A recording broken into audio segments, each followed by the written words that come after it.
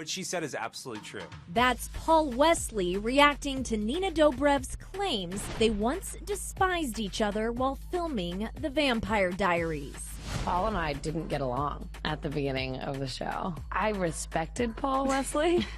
I didn't like Paul Wesley. I realize now that there's a fine line between love and hate, and we despise each other so much that it read as love, but it was like burning like we really just didn't get along at the first maybe 5 months of shooting. First of all, Nina's my really good friend now. We talk all the time, and it's true. When we first started shooting The Vampire Diaries, we totally clashed.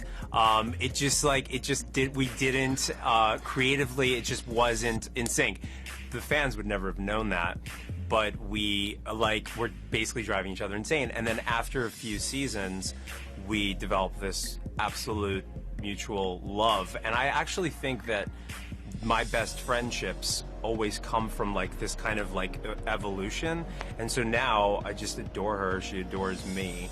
And I talk to her probably more than most of the other cast members. But yeah, and then all of a sudden I texted Nina, I'm like, what is this? I'm like, and I actually I think she did the podcast on Candace King's podcast or whatever. I was actually with Candace, and she's like, oh my God, and so it was a little bit blown out of proportion, but yeah, it's true. We had I can imagine you texting Nina though, being like, "Kay." She was just like, "Oh my God, I'm so sorry. Wait, what? Why did they?"